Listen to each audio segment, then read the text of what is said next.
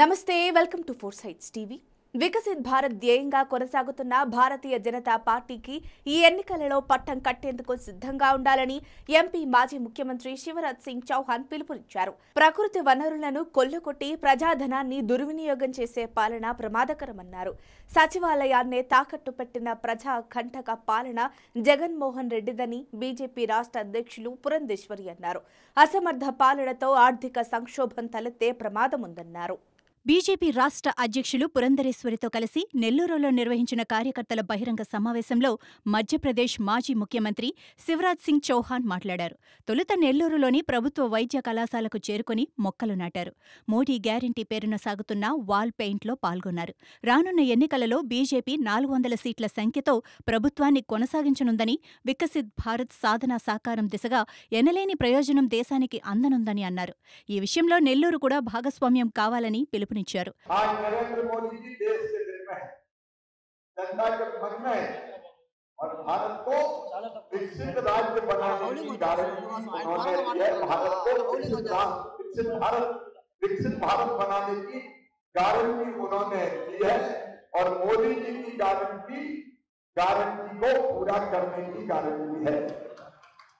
नरेंद्र मोदी गारू देश प्रजల హృదయాల్లో స్థానం సంపాదించుకున్నారు। దేశ ప్రజల హృదయాన్ని మనస్సులను జయించిన వాడు। ఈరోజు నరేంద్ర మోడీ గారి నేతృత్వంలో భారతదేశం ఒక వికసిత భారత్గా, ఒక అభివృద్ధి చెందిన దేశంగా కోవడం కోసం అది ఈయనతోనే సాధ్యమైనటువంటి విశ్వాసం ఈరోజు చాలా స్పష్టంగా ఈ దేశ ప్రజలలో 140 కోట్ల మంది ప్రజల్లో కనబడుతున్నారు। मेरा पूरा विश्वास है आज नेहरू के मंच पर मैं कह रहा हूं, अकेली भाजपा 370 पार करेगी और एनडीए के साथ हम 400 में पार जाएंगे। अपनी बार 400 पार। मध्य प्रदेश की 29 की 19 सीटें भारतीय जनता पार्टी जीतेगी। ऐतिहासिक बहुमत बीजेपी को मिलने वाला है। నెల్లూరులో మీ అందరి మధ్యన ఈ సభా హాల్లో నేను విశ్వాసంతో నేను చెప్తున్నాను, ఈసారి మోడీ ప్రభుత్వం 400 దాటిన ఎంపీలతో గెలిచినటువంటి మోడీ ప్రభుత్వం ఈసారి ఏర్పడుతుంది।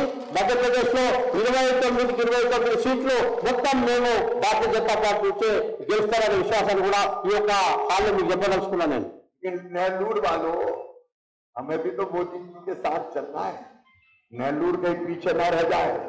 ये सीट भी जीत के हमको भारतीय जनता पार्टी को देना है, मोदी जी को सौंपना है। और यहाँ तो एक चुनाव नहीं है, यहाँ तो डबल इंजन की सरकार बनाना है। दिल्ली में नरेंद्र मोदी की सरकार और यहाँ बीजेपी की सरकार।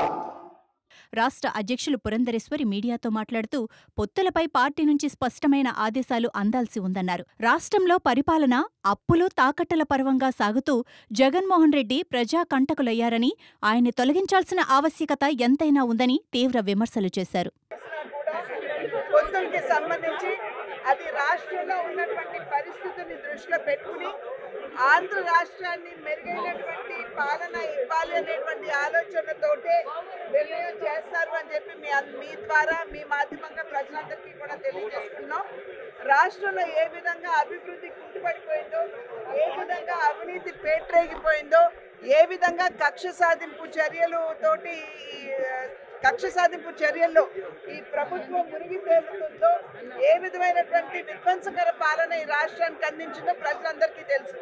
ప్రజలు ఏ రకంగా మార్పు ఆకాంక్షిస్తున్నారో ఆ మేరకు మార్పు తీసుకురావాలి అనేటువంటి భావనతోటే మా నాయకత్వం, మా జాతీయ నాయకత్వం ఖచ్చితంగా వారు నిర్ణయం చేయడం జరుగుతుంది।